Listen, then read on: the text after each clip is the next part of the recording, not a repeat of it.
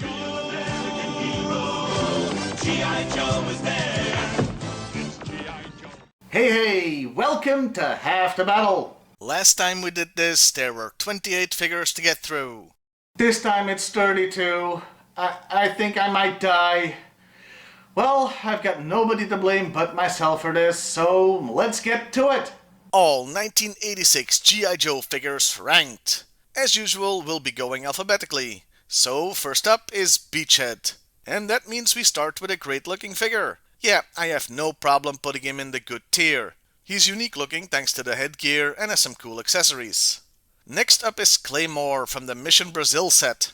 More on those later. He's a Frankenstein figure with no original parts, but they still managed to make him look unique thanks to the color scheme. The weird color scheme. Yeah, I think it's a cool figure, but weird, so into that tier it goes.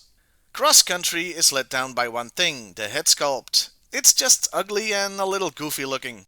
Hang on, let me check something real quick. Okay, it doesn't look like it's based on a real person like some heads were, so I didn't just accidentally insult a real person. The other mark against the figure is that it doesn't come with any accessories. Yeah, starting in 1986, quite a few vehicle drivers didn't get those anymore. I smell Hasbro penny pinching in the air. For these reasons, he goes into the bad and ugly tier. Speaking of accessories, now we come to Dial Tone, who's got one of the best sets of the year. The figure itself is, well, I wouldn't call it bland, but it just doesn't do it for me. That's no reason to keep him out of the good tier though. Then there's Dial Tone again, and oh my god, I take it back. His first uniform is good. Epic compared to this thing.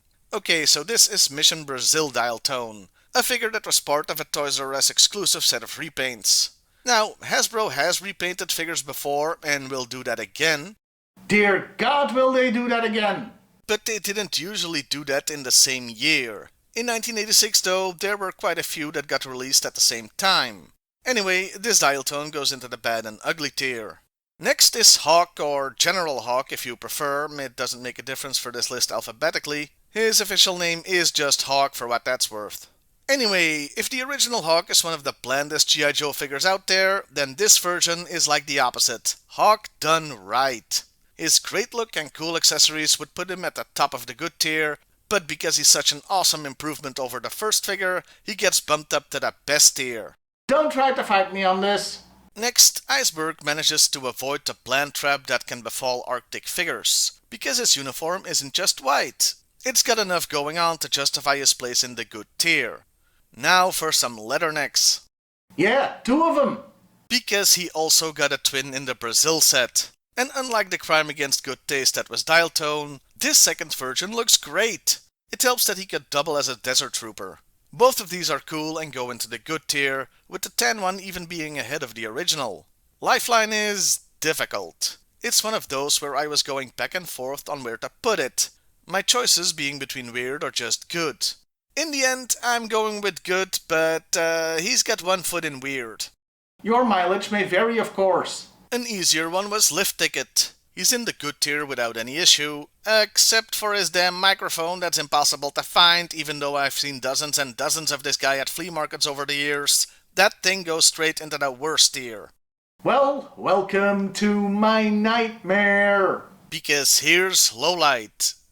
That's a reference to the cartoon. I actually really like this figure. His look fits the bill for him being a sniper. Like, you can instantly tell what his job is, just like with previous figures like Barbecue. So he goes into the best tier. Also because I really like the idea of a G.I. Joe sniper. Speaking of looks, Mainframe sure has a unique one. You would think I'd have the same difficulty I had with Lifeline between good and weird, but the grey uniform is just more normal looking to me. That and a unique set of accessories easily puts him in the good tier. The same cannot be said for his evil twin from Brazil, who shares Dial Tone's fate and goes into the ugly tier because he makes me wish I was colorblind. Next is Roadblock and my favorite version of him. And yeah, I think I'll do it. I'll use the word iconic here. Should have done the same with Hawk, really. So, into the best tier he goes. Hell, I'd have put him in there even without the awesome machine gun. Now we interrupt this G.I. Joe video to bring you a Power Ranger. Well, that is what Sci-Fi looks like. okay, technically he looks like the green Bioman that predates Power Rangers, but still. Yeah, of course he goes into the weird tier. But I do have to emphasize it's called the good but weird tier, as I do very much like this figure, to the point I'm bumping him up to first place in that tier. Then hut! It's time for Sergeant Slaughter, both of them! Yeah, even though he wasn't in the Mission Brazil set, he also got two figures in the same year. The mail-away one and the vehicle driver one. The mail-away one goes into the good but weird tier, but not for the same reasons others have. His uniform is just a copy of the actual guy's wrestling outfit. And just think about how weird that is. Our wrestler shows up and joins G.I. Joe. That's why that figure goes there. The Triple T version goes into the good tier. The baton that came with both of them goes into the worst tier because good luck finding one if you don't have a sealed box Triple T. Slipstream is interesting. He partly looks like a modern pilot. I nearly said pirate tier instead of pilot. I shouldn't do this so early in the morning. But somehow he also looks like he's straight out of the 40s. For a second I thought about putting him in the weird tier, but no, he's not weird enough, so he goes into the good one. And finally, the last Joe is Sweatsuit. And while the first G.I. Joe diver, Torpedo, was bland, this figure is anything but. Same goes for his Brazil version. Yes, the very last Joe is also the final figure from that set. Both look good and have good accessories, so the good figures go into the good tier. Have I said the word good enough yet? And those were all 1986 Joes ranked. But there are, of course, still the bad guys to get through. This just never ends, does it?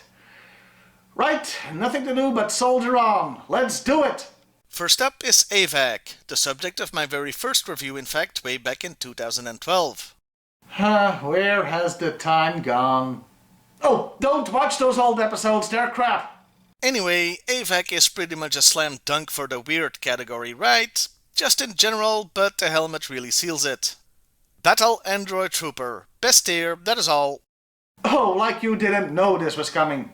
I sing the praises of the Battle Android Trooper every chance I get, and the figure is second only to the Crimson Guard in my book. If I ever wrote a G.I. Joe book, that is. So yeah, best tier. Next! Mindbender. Dr. Mindbender is one of the reasons I caved and made the weird tier because I knew he was coming up pretty soon. Just look at all that. Really let it sink in. Yeah, this challenge to cosplayers everywhere belongs in the weird section. Hell, he's the mayor of that tier. There are easier ways to portray a mad scientist, you know. Next is Monkey Wrench, and the last Dreadnought that looks like he could just be a regular biker. Ignoring the hand grenades, that is. He fits in well with the previous three, so he goes into the good tier. The Motor Viper joins my conundrum crew of where to put him, good or weird. Yeah, I've had to ponder this a lot for 1986. He just misses the weird tier, but it's another figure that has one foot in it. Still, into the good section he goes. Somebody who jumps into the weird tier with both feet is of course Serpentor. He's the most Cobra-looking Cobra to have ever Cobra'd, and the gold color just adds to the gauche look. Mindbender may rule the tier, but Serpentor here is deputy mayor at least. The Stratoviper was another one I was going back and forth on, though in this case it was between the good and best tier. After thinking about it, he goes into the best tier since he looks better than good.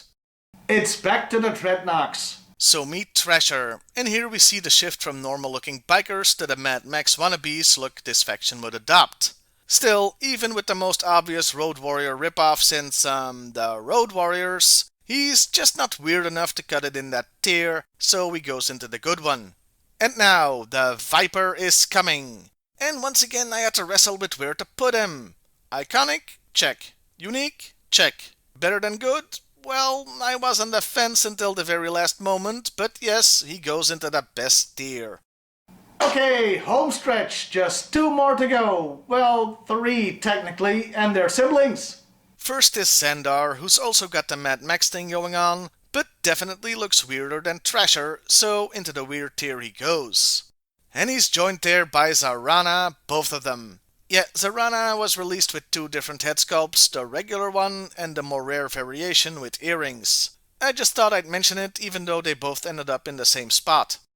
And that really was it. Every frickin' single 1986 G.I. Joe figure ranked. 32 of them. Well, 33 if you count Serana twice. I need a drink. Oh well, at least the worst is behind me. How many figures were from 1987? 41. 41. I hate everybody and everything. Feel free to go yell at me in the comments about my tier placements. I'm gonna get that drink. Well, I'll see you next time, everybody. And hey, why not like, share, and subscribe if that's your thing? G.I. Joe, American hero. G.I. Joe is there. It's G.I. Joe.